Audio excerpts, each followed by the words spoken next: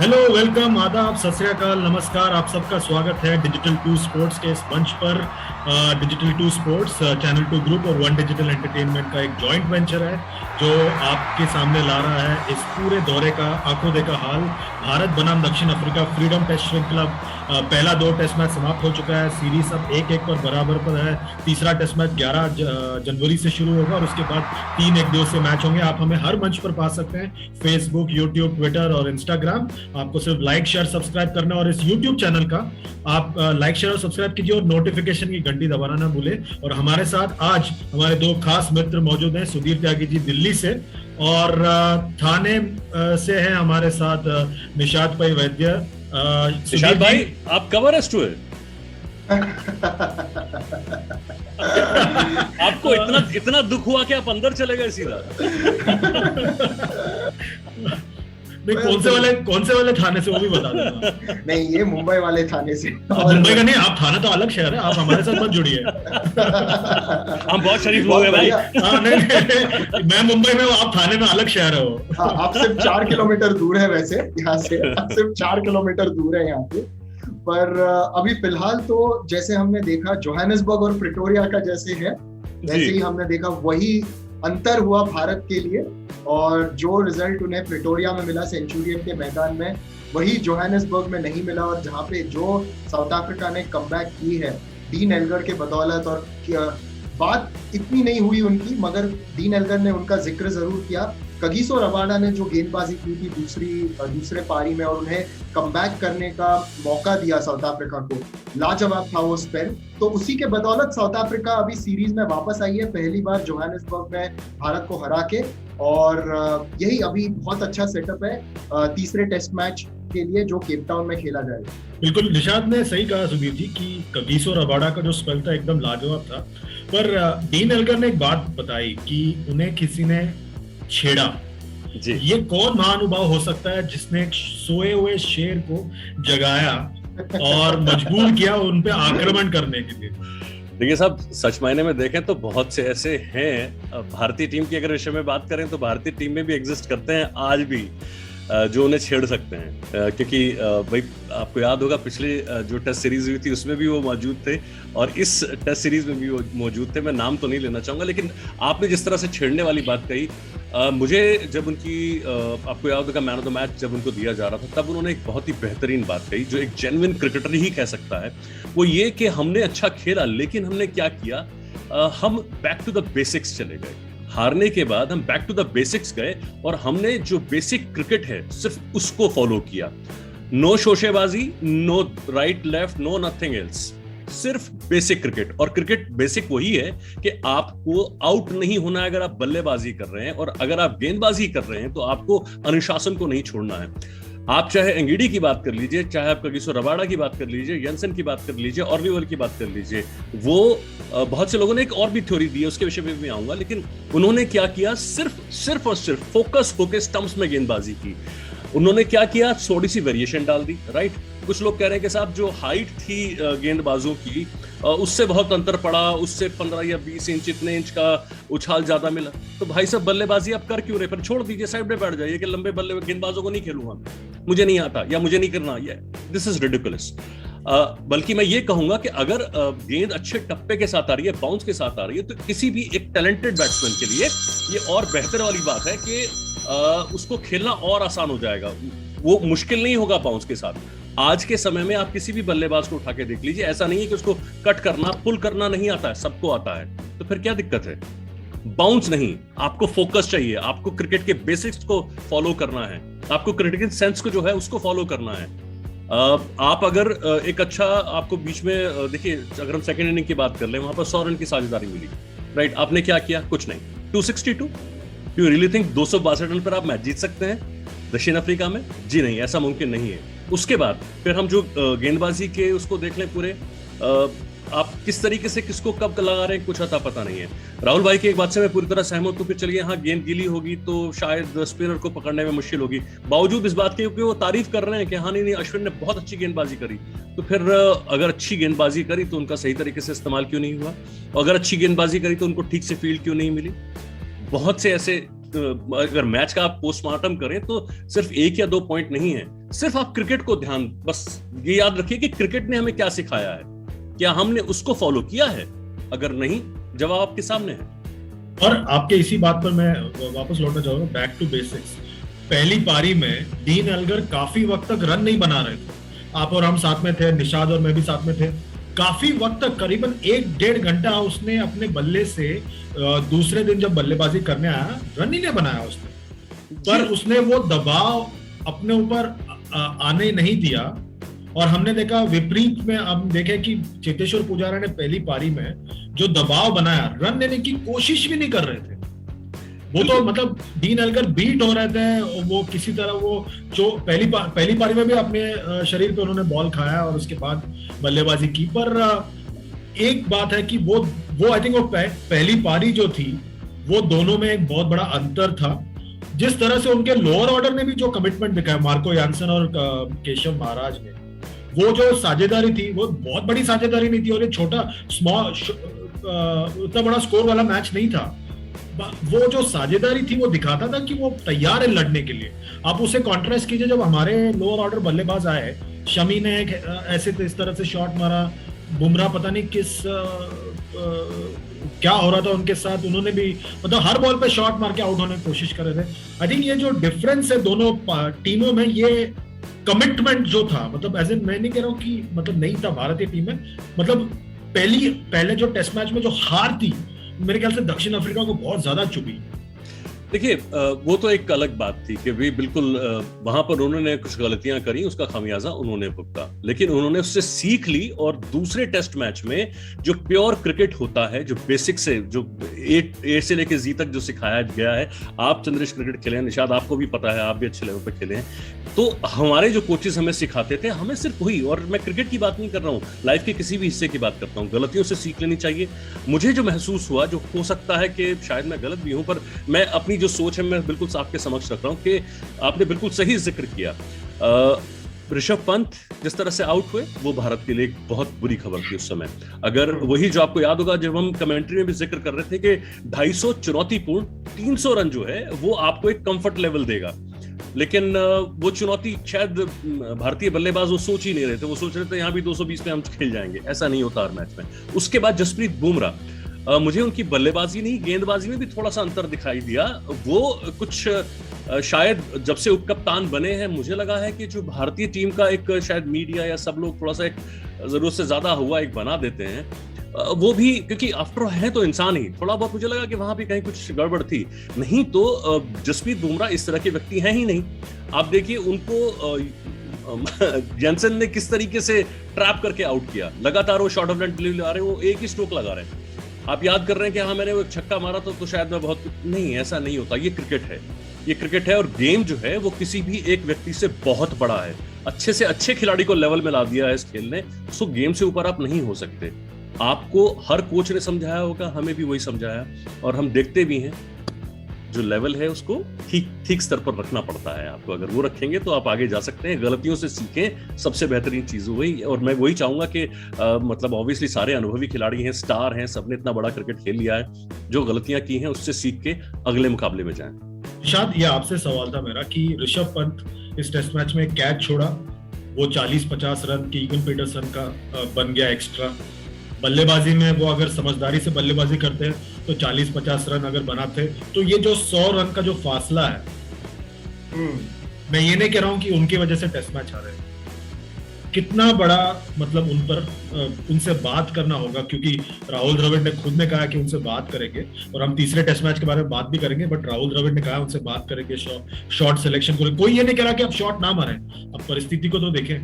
तो कितना बड़ा फर्क था पंत का प्रदर्शन इस दूसरे टेस्ट मैच में, बहुत बड़ा फर्क था यहाँ पे। और क्योंकि आपने देखा कि जब वो आउट हुए, it is not just about his embarrassment, और उनके वो चेहरे पे दिख रहा था कि वो एम्बैरेस हो गए, मगर बल्कि वो टीम पर भी, जो पूरे बाकी के 10 खिलाड़ी है, उन पर भी वो फिर थोड़ा दबाव बन जाता है। ऐसा जब कुछ होता है तो वो इंडिविजुअल कॉन्टेस्ट में भी एक मैच का रूप पलट सकता है। वहीं पे साउथ अफ्रीका को लगा कि we can get under India skin even though if it was one player.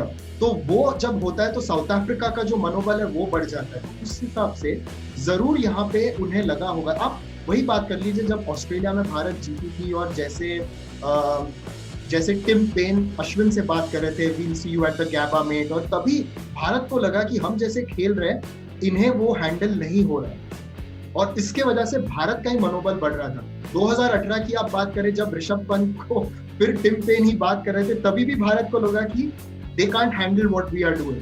तो ऐसे जब चीजें होती है, वो जो अंडर करंट्स होते हैं, जो खेल के आप जैसे कहते हैं इंग्लिश में कि you read between the lines, तो उस हिसाब से दूसरे टीम का वो मनोबल बढ़ जाता है। तो ऋषभ पंत से जरूर बात करेंगे कि आप एज अ विकेट कीपर, बल्लेबाज, आप बहुत अहम है टीम के लिए, क्योंकि आपको टीम का एक मनोबल बनाए रखना पड़ता है जब हम फील्डिंग भी करते हैं। बल्लेबाजी में तो आप एक इम्पैक्ट प्लेयर हैं ही, तो आपसे ये गलती हम उम्मीद नहीं रखते। और राहुल द्रविड़ तो ऋषभ पंत को कई सालों से जानते हैं। 2016 में अंडर 19 वर्ल्ड कप जब वो खेले थे, तब राहुल द्रविड़ कोच थे। दिल्ली डेयरडेविल्स में जब उनका चयन हुआ था, तभी भी वहां पर राहुल द्रविड़ कोच थे, तो उन्हें बहुत अच्छी तरह जानते हैं। वो इंडिया ए में भी कई साल जब भी ऋषभ पंत खेले, तभी राहुल द्रविड़ वहां पे कोच हुआ करते थे। तो जरूर यहाँ पे Rahul Dravid is in a very good position, ताकि वो ऋषभ पंत को बता सके कि आपकी क्या गलती हुई। मगर क्या यहाँ पे थोड़ी सी टेम्पटेशन होगी कि क्यों ना रिद्धिमान साहा को जरा सा एक मौका दिया जाए केप टाउन में? इस पर भी विचार कर सकते हैं। मैंने और सुधीर जी ने इस पे बात की थी कि ऋषभ पंत ने जो इंग्लैंड के सीरीज के बाद अगर उनका रिकॉर्ड देखे तो एक ही हाफ सेंचुरी है। जरूर वो एक हाफ सेंचुरी बहुत महत्वपूर्ण थी जो ओवल में आई थी जब भारत जीती थी वहां पे, मगर जो उनकी औसत है वो भी कम है, वो औसत भी कम है। तो जरूर अभी वो सोचेंगे कि ठीक है, मैंने गैबा में किया, ऐतिहासिक था, इंग्लैंड के विरुद्ध भी घरेलू मैदान में मैंने अच्छा किया, मगर अभी मेरी जो शैली है उसके हिसाब से मुझे और डिलीवर करना है। बिल्कुल सही कहा आपने। और जहां तक तीसरे टेस्ट मैच की बात है, हम बात करते हैं और सवाल लेते हैं चंद्रेश। कपिल वर्मा का सवाल है, what is your who is your player to watch out for in the next match? Sudhir ji, आपसे ये सवाल है, कौन है जो प्लेयर जिस पे आपकी नजर है? मेरी नजर तो विराट कोहली पे। अगर वो फिट है, तैयार है, तो मेरी नजर उन पे है, क्योंकि इतिहास अगर रचना है तो विराट कोहली को रचना है, और राहुल द्रविड़ ने कह दिया कि वो तैयार है। क्या आप वो बदलाव करेंगे ऋषभ पंत को एक सबक सिखाने की बात अगर करें? क्योंकि रिद्धिमान साहा ने हमें एक ऐसा बल्लेबाजी करके दिखाया कानपुर में, जहाँ पे उन्होंने एक निश्चय के साथ बल्लेबाजी की और टेस्ट मैच बचाया, और सारे लोगों ने उनकी प्रशंसा की, क्योंकि तब वो अंडर प्रेशर थे। श्रीकर भरत की कीपिंग को देखकर सारे लोग वापस हवा में महल बनाना शुरू कर दिए थे। तो अब आपके पास रिद्धिमान साहा जैसा एक खिलाड़ी मौजूद है, क्या आप उनको मौका देंगे? और भारत इतिहास रचना चाहता है, तो क्या इतना बड़ा गैम्बल लेगा आपके हिसाब से? नहीं, मुझे नहीं लगता। कल जिस तरह से राहुल भाई ने सिग्नल्स दिए हैं, मुझे ये कतई नहीं लग रहा कि यहाँ पर ऋषभ पंत ड्रॉप किए जाएंगे। और मैं सच कहूं तो देखिए, हम उनको क्रिटिसाइज कर रहे हैं क्योंकि उनकी गलती थी, बिल्कुल गलती थी, जो शायद मैच के परिणाम पर एक बहुत बड़ा असर पड़ा उसमें। लेकिन हमें एक चीज ये भी ध्यान में रखना है कि वो बहुत ही सेंसिटिव इंसान है। और आपको याद होगा, सनी सर ने कई बार मेंशन किया था अपनी कमेंट्री में भी इवन, और उसके बाद इंटरव्यू में भी उन्होंने बोला कि जिस तरीके से उसके बाद उनका मैच में बिहेवियर था, वो बहुत जल्दी समझ गए थे कि उनसे कितनी बड़ी गलती हो गई है, और उसके बाद उन्होंने कोशिश की अपने आप को और मतलब मैच के अंदर इन्वॉल्व करने की। हालांकि वो पता चल रहा था उनकी बॉडी लैंग्वेज से कि हाँ, थोड़ी सी जो उनसे मिस्टेक हुई है वो बहुत बड़ा असर उन पर करके गई है। तो मुझे लगता नहीं कि यहाँ पर कोई परिवर्तन होगा, खासतौर से ऋषभ पंत को तो मुझे नहीं लगता कि ड्रॉप किया जाएगा। अब बात कर लेते हैं कि जैसे ही शामिल होंगे, ऑब्वियसली अब मुझे लगता है कि विराट कोहली फिट है, नेट वगैरह भी किए हैं, और राहुल भाई ने उन्होंने कहा भी है कि काफी कुछ वो एक्टिवली उन्होंने न केवल ट्रेनिंग में, बाकी सब चीजों में भी पार्ट लिया है। तो अगर वो टीम में शामिल होते हैं तो कौन बाहर होगा? अब यहां पर एक असमंजस की स्थिति है, क्योंकि बावजूद इस बात के कि हमने तीनों विकेट्स ऐसी देखी जो स्पिनर्स को सपोर्ट कर रही थी। खास तौर से अगर हम वॉन्डरर्स की बात करें तो वहां तो स्पिनर्स की गेंद जो है वेरी फर्स्ट डे से ही गेंद घूमना हमने देखा। चलिए, आखिरी दिन एक थोड़ा सा वो हो सकता था कि हाँ, आपने लगाया, शुरुआत में गेंद गीली हो गई, लेकिन आप जानते हैं कि अगर गेंद गीली भी हो गई, उस पर भी महारत हासिल है अश्विन को। उन्होंने बहुत ऐसे डे नाइट गेम खेले जिसमें ड्यू ने बहुत बड़ा फैक्टर निभाया है, और स्पिनर की गेंद जब स्किड होके आती है तो और ज्यादा टफ हो जाती है। तो फिर भी उनको गेंदबाजी नहीं लगाई, तो अल्टीमेटली कहीं ना कहीं ये दिमाग में है कि शायद वो बहुत ज्यादा इफेक्टिव ना हो। बावजूद इस बात के कि केप टाउन में भी स्पिनर्स जो इकलौती ऐसी विकेट है, अगर टेस्ट प्लेइंग विकेट की बात करें, जहां पर स्पिनर्स को मदद मिलती है। लेकिन अगर वहां भी आपका विचार ऐसा ही है कि 5 या 6 ओवर या हद से ज्यादा 8 ओवर देने हैं, तो मेरे हिसाब से आप अश्विन को ड्रॉप कर दीजिए और अपनी बैटिंग लाइनअप जो आपकी लगातार फ्लॉप हो रही है, पहले ही मैच को छोड़ दीजिए जहां पर 300 के आसपास हम आ रहे हैं, लेकिन उसके बाद आप हर इनिंग में उठा के देखिए कि स्टार्ट मिल रहा है लेकिन हम उसको कैपिटलाइज नहीं कर पा रहे हैं। 300 से नीचे आप स्कोर बनाकर सोच रहे हैं आप टेस्ट मैच जीत जाएंगे, ये नहीं होने वाला।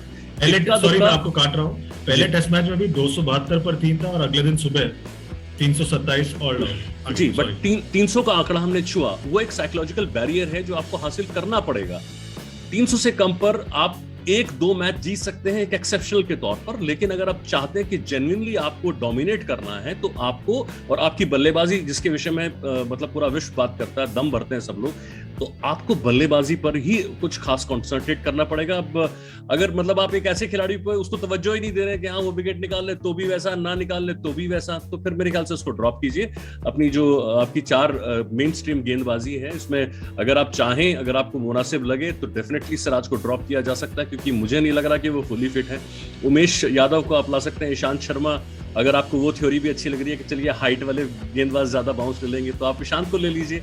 सो बाय आई मीन मोर और लेस मुझे लगता है कि अगर कहीं कुछ चेंज होगा तो सिर्फ एक ही चेंज होना चाहिए, एक विराट कोहली और अश्विन लॉजिकली, और सिराज ऑब्वियसली वहां पे वही इंटरचेंज हो सकता है और कहीं कुछ नहीं। मुझे लगता है कि जो मैंने अभी तक पढ़ा है भारतीय जो अभी तक टीम मैनेजमेंट जो कुछ कर रही है उसके लिहाज से बिल्कुल। और मुझे भी लग रहा है कि भारत एक बदलाव ही करेगा बल्लेबाजी में। अब हम चाह रहे हैं कि अश्विन को बाहर निकाल के, बाहर करके, कोई रास्ता नहीं है, आपने इस्तेमाल नहीं किया, और यही सवाल है कि playing 11 according to your view. So अब तक भारत ने अश्विन का सही इस्तेमाल नहीं किया और हनुमा विहारी ने रन बनाया, 40 बनाया, चोट खाया, वापस 1 साल बाद आए वापस बेचारे, फिर से चोट खाया। तो मेरे हिसाब से एक ही बदलाव होगा बल्लेबाजी में, विराट आएंगे। मुझे लग रहा है कि वो हनुमा को ही बाहर बिठाएंगे और सिराज की जगह उमेश। निशांत, आपके हिसाब से क्या होगा? मेरे ख्याल से यही होगा, विराट कोहली को लाया जाएगा और अगर फिट है तो, और Hanuma Vihari sadly has to make way. और अश्विन की अगर बात करें, मेरे ख्याल से अश्विन को खिलाना चाहिए, क्योंकि Cape Town traditionally 3rd, 4th, 5th day आपको टर्न जरूर मिलता है। बिल्कुल, सॉरी निशांत मैं रोक रहा हूँ आपको, बिल्कुल मैं चाहूंगा ऐसा हो कि अश्विन को खिलाएं। मैं सिर्फ एक लॉजिक की बात कर रहा हूँ कि अगर आपको गेंदबाजी करानी नहीं है तो भाई फिर नाम मात्र के लिए क्यों खिला रहे हैं? मैं और सुधीर जी आवाज लगाते रहते हैं यहाँ से और कह रहे हैं कप्तानों को कि महाराज को लगाइए, अश्विन को लगाइए, कुछ तो कीजिए, अलग कीजिए, क्योंकि ओवररेट का भी असर होगा ना। तो अगर इन दोनों टीम को वर्ल्ड टेस्ट चैंपियनशिप के फाइनल में खेलना है, अगर सब ऐसे ही तेज गेंदबाज, मध्यम तेज गेंदबाजी डालने वाले हैं, तब तो हर रोज ओवर टाइम होगा, हमें कोई फर्क नहीं पड़ता, हमें तो मजा आता है, पर उनको ही फर्क पड़ेगा अल्टीमेट एनालिसिस। और अश्विन की अगर बात करें तो 3rd, 4th, 5th डे जो केप टाउन में जनरली, ऑब्वियसली हमें पता है Cape Town is a coastal venue, और वहां पे 3rd, 4th, 5th day traditionally वहां पे स्पिन हुआ। आपको याद होगा 2010-11 में जब भारत टेस्ट मैच खेली थी, हरभजन का जो स्पेल था, 7 विकेट का स्पेल, 7 for 120 वहीं पे आया था, और वो भी डे 3rd, 4th पे। और अगर ऐसा देखा जाए कि भारत के पास कौन गेंदबाज थे, श्रीशांत, ईशांत शर्मा, जहीर खान, मगर MS धोनी ने देखा कि यहाँ पे स्पिनर्स का ज्यादा प्रभाव पड़ रहा है, तो उन्होंने सचिन को गेंदबाजी दी, और सचिन ने भी वहां पे विकेट निकाले थे। मुझे याद है वो मार्क बाउचर को काफी, वो एक गेंद माँ के लेग बिफोर कर दिया था। तो ऐसे अगर देखा जाए तो केप टाउन पे अगर वो वैसा परचेस मिल रहा है तो आपको अश्विन को खिलाना चाहिए और उनसे बॉलिंग करवाएं। जैसा कि आपने कहा कि नाम के तौर पे मत रखें, उनसे बॉलिंग करना। और यही बात साउथ अफ्रीका के लिए भी अप्लाई होती है कि आप अगर केशव महाराज को खिला रहे हो, आप भी जरा उन पर थोड़ा और विश्वास दिखाइए। जी, भारतीय जो बल्लेबाज है स्पिन खेलने के हिसाब से थोड़े और एक्सपीरियंस है, क्योंकि वो अपने फीट ज्यादा यूज करते हैं, अपने कदमों का ज्यादा इस्तेमाल करते हैं, मगर आप उन्हें अगर एक ही ओवर देंगे दो पारियों में, ये तो फिलहाल गलत हो रहा है। वही रीजन है कि अगर आप 1 या 2 ओवर आपने देने हैं तो फिर उस लिहाज से देखूं तो फिर आपको नहीं खिलाना चाहिए, क्योंकि उससे बेहतर फिर ये है कि आपने 2 ओवर खिला के क्या फॉर्मेलिटी पूरी करी है, उसमें कुछ नहीं है। उससे बेटर अपनी आप बल्लेबाजी स्ट्रॉन्ग कर लीजिए। बिल्कुल। नहीं निशांत, इतिहास के हिसाब से बता दें कि केप टाउन में आज तक भारत का कैसा प्रदर्शन रहा है टेस्ट क्रिकेट में। आज तक कभी जीता नहीं है भारत, काफी मौके गवाए हैं। तो निशाद आप बताइए क्या क्या हुआ है सीरीज दर सीरीज। जी 92-93 वो तो पहला सीरीज था, वहां पे तो ड्रॉ हुआ था। 96-97 आपको तो काफी याद होगा, क्योंकि वो मैच जाना जाता है कि सचिन और मोहम्मद अजहरुद्दीन की जो साझेदारी हुई थी 200 के ऊपर, और वो भी उन्होंने बहुत जल्द ही बनाई थी।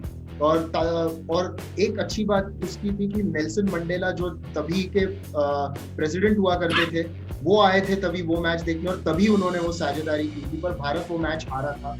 और फिर अगला मैच हुआ 2006-07 में, जो भारत को जीतना चाहिए था। पहले पारी के बाद उन्होंने लीड भी ली थी, मगर उसके बाद दूसरी पारी में उनकी बैटिंग लड़खड़ आई, और पॉल हैरिस जो थे वो डेब्यू कर रहे थे, लेफ्ट आर्म स्पिनर। उन्होंने वही केप टाउन का वो पिच यूज किया और भारतीय बल्लेबाजों को बहुत शांत रखा था तभी। और तभी मुझे याद है उनको इतनी रिस्पेक्ट दी थी भारत ने कि वो रन ही नहीं बना पाए और भारत वो टेस्ट मैच हारा था। 2010-11 में भी भारत जीत जाती, वो सचिन तेंदुलकर का आखिरी टेस्ट शतक था वहां पे, जो डेल स्टेन के साथ उनका द्वंद्व युद्ध हुआ था। मैं तो द्वंद्व युद्ध ही कहूंगा, क्योंकि दूसरे छोर पे डेल स्टेन सबको आउट कर रहे थे सिवाय सचिन तेंदुलकर को, और सचिन तेंदुलकर बहुत अच्छी उत्तम बल्लेबाजी की थी। वो भी मैच भारत जीत सकती थी, मगर वो एक बहुत हार्ड फॉट ड्रॉ रहा।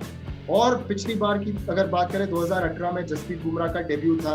साउथ अफ्रीका पहले इनिंग्स पे जीती थी, उन्होंने पहले पारी में स्कोर किया रन, और उसके बाद बल्लेबाजी बहुत मुश्किल हुई और वो फिर आराम से जीत गए थे।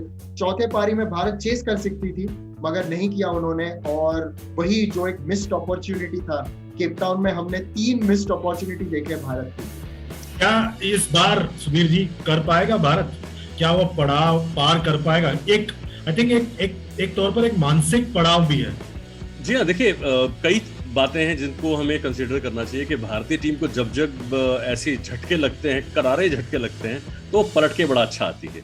और मैं उम्मीद करूंगा कि सभी को जिस तरीके से क्रिकेट ने असलियत दिखा दी है, भारतीय टीम में एक से एक में टैलेंटेड खिलाड़ी है, इसमें कोई शक वाली बात ही नहीं है। बस एक यूनिट की तरह परफॉर्म कर रहे हैं। तो आप देखिए हर बार आपने बिल्कुल सही जिक्र किया, और निशाद भी बिल्कुल सही बोल रहे थे कि हर बार हम बहुत नजदीक आ गई भारतीय टीम केप टाउन में, बहुत नजदीक आई और नजदीक आकर हार गई।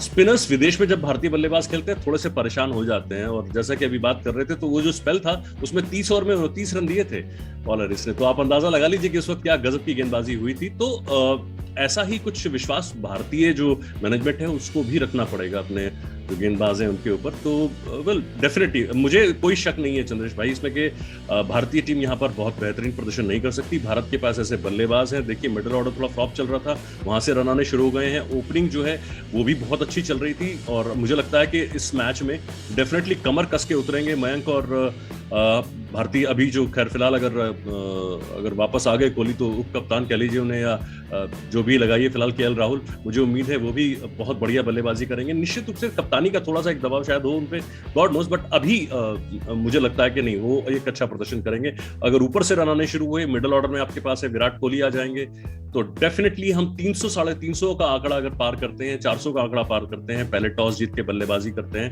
तो यहाँ पर बहुत कुछ हो सकता है। और जैसा कि एग्जैक्टली निशाद भाई ने बताया कि वहां पर स्पिन का बहुत कुछ हो सकता है, बहुत कुछ हो सकता है। तो मुझे लगता है कि शायद राहुल भाई की जितनी पॉजिटिव सोच है अश्विन को लेकर, उनको गेंदबाजी करानी चाहिए। वो आपके की गेंदबाज हैं, उनको आप अंडर एस्टिमेट नहीं कर सकते एक पार्ट टाइम गेंदबाज की तरह। तो चाहे कप्तानी कोई भी कर रहा हो, अपनी पर्सनल लाइकिंग को छोड़ के टीम के विषय में सोचना चाहिए। और अगर आपने गेंदबाजों का इस्तेमाल करना है तभी उनको टीम में रखिए, नहीं करना है तो उन्हें ड्रॉप कीजिए, वो बेहतर तरीका है। बिल्कुल। और सुधीर भाई के कहने पर मैं वापस समअप कर दूं कि हमारे हिसाब से भारत इस टेस्ट श्रृंखला में जोरदार वापसी कर सकता है। हमारे जहन में 2 बदलाव, सही कह रहा हूं ना, 2 बदलाव तो निश्चित तौर पर है।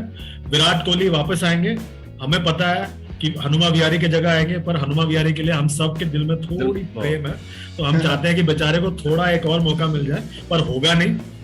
और दूसरी बदलाव होगी सिराज के जगह उमेश यादव। चलिए, ये तो हो गया भारत के बाद। दक्षिण अफ्रीका की बात करें तो उन्होंने तो जोरदार वापसी की, ऐसा लग रहा था पूरा दुनिया बिखर गया था। फाफ डु प्लेसी इंस्टाग्राम पे बिजी हैं, एबी डिविलियर्स ने रिटायरमेंट ले लिया है, क्विंटन डिकॉक अपने नए नवजात बच्चा जो आया है उसमें, और रिटायर होकर चले गए हैं, तो वो जो हमें जो नाम याद थे वो सब जा चुके हैं। एक नई टीम बन रही है, उसमें डीन एल्गर की वजह से जो उन्होंने शानदार वापसी की है, उनके टीम में निशाद आपको लग रहा है कोई बदलाव होगा? मेरे ख्याल से मैं एक बदलाव करूंगा सिर्फ। मेरे ख्याल से आपको थोड़ी साउथ अफ्रीका की बल्लेबाजी को और मजबूत करना पड़ेगा, और क्योंकि ठीक है ये मैच में काम चल गया, मार्को यानसन नंबर 7 पे आ गए, मगर अगर आप केशव महाराज का इस्तेमाल ही नहीं कर रहे, बिल्कुल ही इस्तेमाल नहीं कर रहे, तो आप रियान मुल्डर को लेके आइए, वो बल्लेबाजी करेंगे आपके लिए, वो एक फिफ्थ बॉलिंग ऑप्शन भी रहेंगे अगर आपके लिए जरूरत पड़ी तो।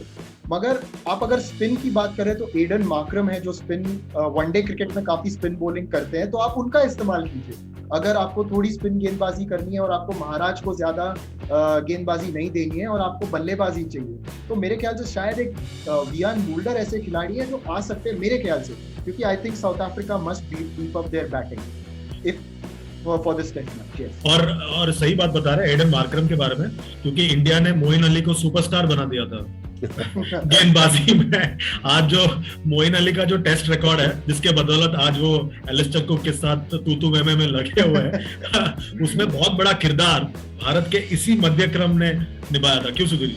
बिल्कुल बिल्कुल, देखिए वो एक लौते उदाहरण नहीं है, इतिहास में बहुत से ऐसे हैं पार्ट टाइमर्स जिनको भारतीय बल्लेबाज ने एक ऐसा लीथल वेपन बनवा दिया उनकी टीम के लिए, वो उनकी काबिलियत से नहीं, भारतीय बल्लेबाजों की काबिलियत से। और उसमें नाम लिस्ट बहुत लंबी है, मैं एक नाम लूंगा तो नाराज हो जाएंगे बाकी लोग। सो ये पुराना इतिहास रहा है। नहीं, ये मंच हमारे सबके लिए। बताइए नाम बताइए। चलिए चंद्रेश, आप याद कीजिए कि जिस तरीके से भारतीय मॉन्टी पानेसर में से मैं शुरू करता हूँ, आप मुझे बताइए कि मॉन्टी पानेसर जैसे गेंदबाज आप कितने देखते हैं मुंबई में खेलते हुए? बहुत सारे। अच्छा, उसके बाद ग्रैंड स्वैन पे आ जाइए आप, ऑफ स्पिनर हैं। हमारे देश में अगर कोई बल्लेबाजी जब करने उतरता है तो उसको सबसे आसान गेंदबाज कौन लगता है? Off spinner. कोई किसी ने कभी बॉल भी ना थामी हो, वो आके शुरू कर देता है क्या करना? Off spin. भारतीय बल्लेबाजी ने क्या किया? उनको स्टार बना दिया। 2 एग्जाम्पल बिल्कुल अभी मैं आपके सामने ही रख रहा हूँ, राइट? उसके बाद आप इस तरफ आ जाइए, अभी भी आप देख लीजिए केशव महाराज से पहले, चलिए पॉल एडम को ले लीजिए, हैरिस को ले लीजिए, क्या था? लेकिन भारतीय बल्लेबाज पढ़ ही नहीं पा रहे थे, खेल ही नहीं पा रहे थे। तो मतलब ये समझ से बिल्कुल बाहर है कि भारतीय बल्लेबाज, अगर हम अपनी जब डोमेस्टिक क्रिकेट की बात कर लेते हैं तो वहां हम जीने नहीं देते ऑफ स्पिनर को। आप याद करें कितने ऑफ स्पिनर, मतलब आप आ जाइए, हाँ किसको टारगेट करके रखेंगे, हाँ अच्छा वो फलाना ढमकाना, ठीक है ये ऑफ स्पिनर खींच देंगे। लेकिन जब आप अंतर्राष्ट्रीय पटल पर जाते हैं आपसे खेला नहीं जाता।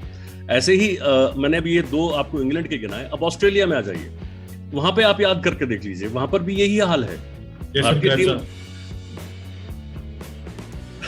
मैं लेग स्पिनर की बात कर रहा हूं, बताइए मतलब क्या वो उस लेवल के लेग स्पिनर है जो भारतीय जैम्पा की मैं बात कर रहा हूं, भारतीय परिप्रेक्ष्य में आपको नहीं मिल रहे? क्या आप भारतीय टर्निंग ट्रैक्स पे उनसे भी ज्यादा लीथल लेग स्पिनर को नहीं खेल रहे? लेकिन ऐसा क्या हो जाता है कि जब विदेश में जाते हैं जहां पर एक बिल्कुल समतल उछाल है, आप जब ऑस्ट्रेलिया में जाते हैं, मैं पर्थ में मैं बहुत खेला हूं, वहां पर जब आप जाके खेलते हैं, क्या मतलब सिडनी में इवन न्यूकासल, क्या समतल उछाल है। स्पिनर कब आपको परेशान करता है? जब उछाल थोड़ा सा ऊपर नीचे रहता है, राइट?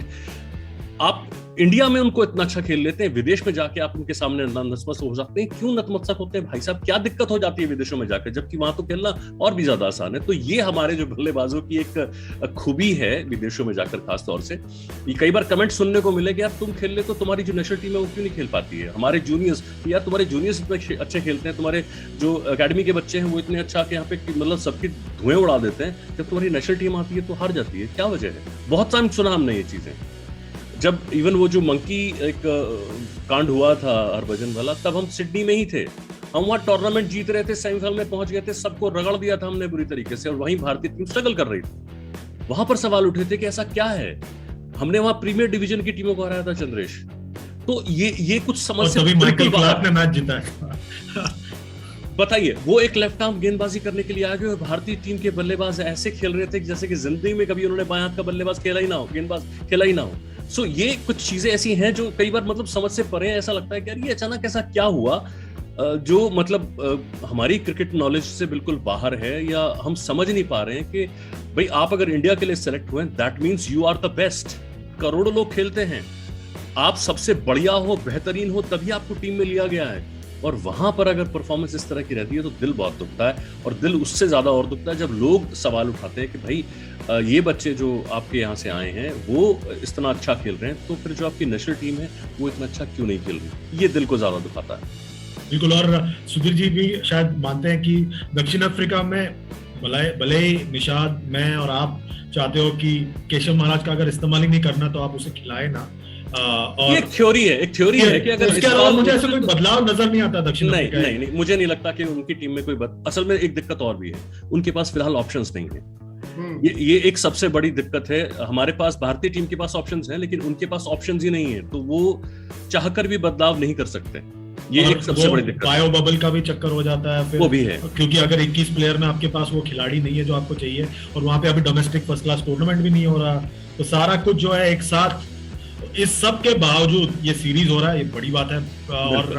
और ये बहुत अच्छी बात है, क्रिकेट के लिए बहुत जरूरी है। तो बदलाव हम दक्षिण अफ्रीका में निशाद हम नहीं देख रहे हैं 11 में। नहीं देख मोस्टली मेरे ख्याल से तो नहीं होगा। बस मेरी एक थियरी है, मेरी एक आई थिंक साउथ अफ्रीका अगर अपने बैटिंग को थोड़ा स्ट्रॉन्ग करे। मगर अभी एक बात बताऊंगा, हमने काफी चर्चा की थी सुधीर जी आपके साथ भी, कि ईगन पीटरसन बहुत सक्षम बल्लेबाज लगते हैं, और अभी ये अपना पहला टेस्ट खेलेंगे अपने होम ग्राउंड पे, केप टाउन। वो पाल से आते हैं, पाल जो कि ज्यादा दूर नहीं है केप टाउन से, वो वहां के केप कोबरास के लिए खेलते हैं। तो अभी उन्हें ये मौका मिलेगा अपने होम ग्राउंड पर अपना पहला टेस्ट मैच खेलने। तो ये ऑब्वियसली हमने वो एक 50 रन की पारी देखी उनसे पहले, so he is my player to watch out. अगर मुझे किसी को पिक करना है, अपने घरेलू मैदान पर खेल रहे हैं, और उन्होंने बताया कि वो क्वालिटी है उनमें टेस्ट क्रिकेट में रन बनाने के लिए। और घरेलू मैदान में आते आते जरूर दबाव होता है, कभी कभी लोग जो होते हैं थोड़े वो अपने घरेलू मैदान में परफॉर्म नहीं कर पाते, मगर ये शायद उनके लिए एक बहुत ही बढ़िया स्टेज सेट हुआ है कि आप यहाँ पे अपना पहला शतक मारे टेस्ट क्रिकेट। निशाद, आपने प्लेयर टू वॉच आउट कहा, मैं आपसे एक बात पर सहमत नहीं हूँ, क्योंकि ये टेस्ट मैच केप टाउन में हो रहा है। मेरे ख्याल से कीगन पीटरसन से ज्यादा मैं वहां पर जो आसपास में जो माउंटेन्स होगी उस पे that is more to watch out for, क्योंकि वो आई थिंक ये जो मैदान है, मैं माफी चाहता हूँ निशाद, ये जो मैदान है सबसे खूबसूरत मेरे हिसाब से क्वींसटाउन और धर्मशाला से ज्यादा मेरे ख्याल से खूबसूरत मैदान है, और यहाँ पे टेस्ट मैच पे देखना ये एक अलग ही मजा आएगा इसमें। क्यों सुनील जी? एब्सोल्युटली, बिल्कुल। देखिए, मैं तो कहूँगा वो शहर ही बहुत खूबसूरत है केप टाउन। मतलब आप निकलिए वहां पर, और जिस तरीके से वहां की ड्राइव है, ब्लू माउंटेन तो ऑब्वियसली एक सबसे बड़ी खूबी है ही वहाँ की। बाय अलार्ज मतलब आप वहाँ के मौसम को देख लीजिए, वहाँ जिस तरह से समुद्र आपस में आके मिलता है, और वहाँ पर एक बिल्कुल ही जो टेम्परेचर है, आप यहाँ से कुछ और लेके जाइए वहाँ कुछ और मिलेगा, आप डरबन से कुछ और लेके जाइए वहाँ पे आपको बिल्कुल डिफरेंट मिलेगा। तो वो जो कॉम्बिनेशंस है, और उसके बाद वहाँ पर फूड क्वालिटी जो है वो बहुत ही लाजवाब है, बहुत ही लाजवाब है। तो सारी चीजों का जो निचोड़ है वो ये है कि एंजॉय तो कीजिए वहाँ जाकर, पर परिणाम अच्छा लेकर आइए। बिल्कुल। एक बस चेंज है, ईगन पीटरसन वहां पहले केप कोबरास के लिए खेलते थे, अभी उन्होंने चेंज कर दिया है, मगर it's a homecoming of sorts अभी। बिल्कुल हम निशाद को जरूर केप टाउन लेके जाएंगे, ये हमारा वादा है। और वहां जाना भी है, मतलब इतने सालों से वहां मैच देख रहे हैं, वहां जाना भी है। नहीं, हम आपको लेके जाएंगे, ये हमारा वादा है। निशाद को हम लेके जाएंगे, और तब उन्हें पता चलेगा खूबसूरती जो है वो है केप टाउन की वादियों में है, बढ़िया जगह है। निशाद, आपको बहुत मजा आएगा वहां पर, जैसे सबको आता है वहां पर क्रिकेट देखकर। और वक्त हो रहा है, तो हम निचोड़ यह है कि भारत में हम 2 बदलाव देख रहे हैं, विराट कोहली और उमेश यादव, हनुमा विहारी और सिराज के जगह पर। दक्षिण अफ्रीका में कोई बदलाव नहीं, हमारे दिल से एक दुआ है कि विहारी को एक मौका मिल जाए और महाराज के जगह वियान मल्डर आ जाए। पर मैं एक आखिरी सवाल आप दोनों से पूछना चाहता हूं, पहले सुधीर भाई आपसे, क्या भारत ये टेस्ट श्रृंखला जीत पाएगा? वेल, मैं चाहता तो था कि बहुत ही बोल्ड सा जवाब दूं, पर मैं फिर भी थोड़ा बहुत जरा सभी जो क्रिकेट प्रेमी हैं उनके भावों को, उनकी इच्छाओं की सम्मान करके मैं सिर्फ इतना ही कहूंगा कि हाँ, भारतीय टीम को अच्छा प्रदर्शन करना चाहिए और ये मैच जीतना चाहिए ताकि वो सीरीज जीत सके। Read between the lines. मेरे ख्याल से जीतेगा। हम काफी बार कहते हैं कि बड़ी जीत के बाद भारत हारी है, जैसे ब्रिस्बेन के बाद चेन्नई में हारी, लॉर्ड्स के बाद हेडिंगली में हारी, मगर हम ये भी भूलते हैं कि उसके बाद भी भारत उभर कर जीत गई है। चेन्नई में हारने के बाद फिर वो श्रृंखला जीती, फिर हेडिंगली में हारने के बाद ओवल में जीती। तो वो जो कमबैक करने का और बाउंस बैक एबिलिटी जो कहते हैं, ये एक नया शब्द है, क्रिकेट में इसका प्रयोग होता है, इस भारतीय टीम में है। तो अभी वो जानते हैं कैसे कमबैक करना है, और मेरे ख्याल से वही यहाँ पे उन्हें एक साउथ अफ्रीका के समक्ष एक एज देगा उन्हें, और मेरे ख्याल से भारत जीतेगी। बिल्कुल, मेरा भी मानना है कि भारत इस साल सारा रिकॉर्ड टूट रहे हैं। हाँ, शुरुआत बांग्लादेश ने की थी, नहीं शुरुआत भारत ने की थी, फिर बांग्लादेश ने, और अब दक्षिण अफ्रीका ने किया। तो मेरा भी मानना है कि भारत वापसी कर पाएगा। हम आपके साथ जुड़े रहेंगे इस मंच पर जिसका नाम है डिजिटल 2 स्पोर्ट्स। द दूसरा शो है डिजिटल 2 स्पोर्ट्स चैनल 2 ग्रुप और वन डिजिटल एंटरटेनमेंट का एक जॉइंट वेंचर है। आप हमें फेसबुक, ट्विटर, इंस्टाग्राम, यूट्यूब सब जगह फॉलो कर सकते हैं। निशाद के सवाल दूसरे जो आने वाले हैं आपके लिए अगले टेस्ट मैच में तैयार रखे हैं निशाद, अगले टेस्ट मैच में। और सुधीर जी की भविष्यवाणी और दिल से गुहार दोनों कप्तानों के लिए, और मेरी जो वेदर पे और मौसम पे जो नजर रहेगी, हम सब लेकर आएंगे आपके पास 11 तारीख को, जब तीसरा टेस्ट मैच शुरू होगा केप टाउन के मैदान पर। और देखते हैं क्या होता है, क्या भारत वापसी कर पाएगा। हमें उम्मीद है कि भारत वापसी कर पाएगा और इतिहास रचेगा केप टाउन में, और दक्षिण अफ्रीका में पहली बार टेस्ट श्रृंखला जीतेगा।